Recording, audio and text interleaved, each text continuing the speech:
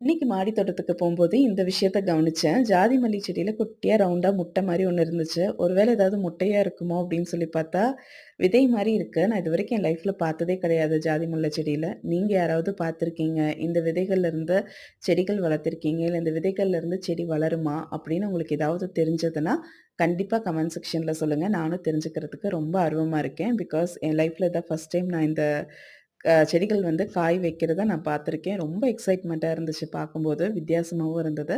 So கண்டிப்பா உங்களுக்கு தெரிஞ்சா கமெண்ட் செக்ஷன்ல சொல்லுங்க. கார்டனிங் பிடிக்கும்னா நம்ம சேனல சப்ஸ்கிரைப் பண்ணிக்கோங்க. நன்றி. வணக்கம்.